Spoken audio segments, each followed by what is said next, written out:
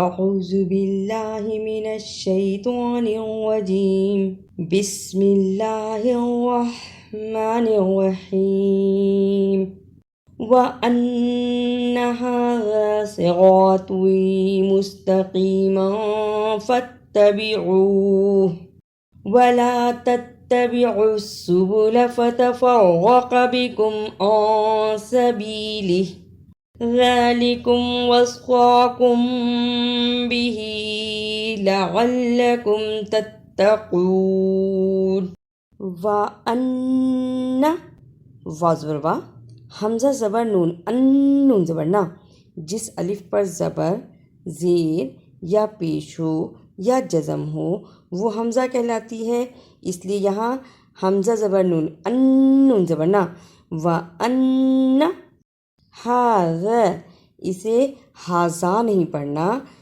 ذال اور زا دونوں کی آواز میں فرق ہے، اس فرق کا خیال رکھنا ہے۔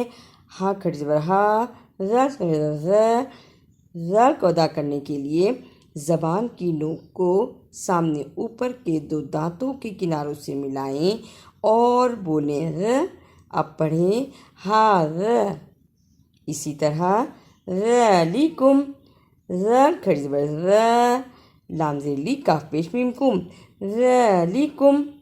ثم آتینا موسى الكتاب تماما على الذي أحسن وتفصيلا لكل شيء وهدى ورحمة لعلهم بلقاء ربهم يؤمنون۔ ثم فا پیش میم میم زبر ما، یہاں سا کو بھی صحیح ادا کرنا ہے اور میم مشدد کو بھی صحیح ادا کرنا ہے۔ ثم قال الذی، قی زبر قا، لام زبر لام لل، لام زبر لا، قال ذال زیر یا زی چھوٹی مد ہے اس لیے اسے تھوڑا لمبا بھی کرنا ہے۔ قال الذی تفصیلا لکل، تا زبر فا تف، صاد زیر یا خوی، لام دو زبر لام لل، تفصیلا، اسے تفصیلا نہیں پڑھنا، صاد اور سین دونوں کی آواز میں فرق ہے، صاد کو موٹا پڑھنا ہے، تفصیلا لکل بلقاء، با زیر بھی جلدی پڑھا، لام زیر لی جلدی پڑھا، قاف کے اوپر زبر اور بڑی مد ہے اسے لمبا کرنا ہے۔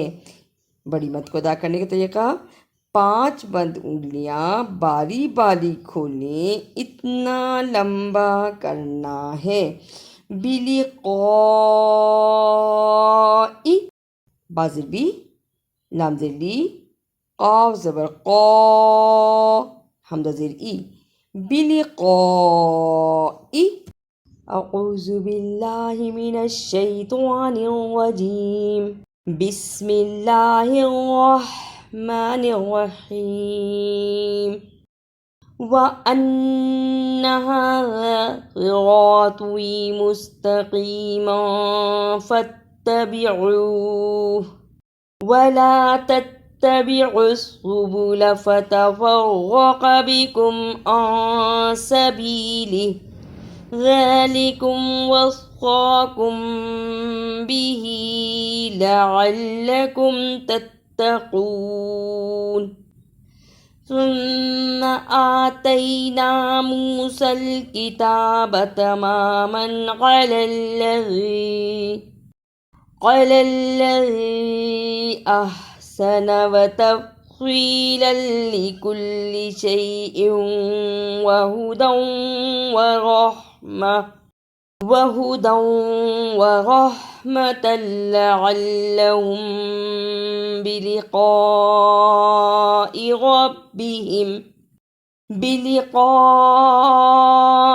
ربهم يؤمنون۔ اگر آپ کو میری یہ کاوش اچھی لگی تو اسے لائک، سبسکرائب اور شیئر بھی کیجیے۔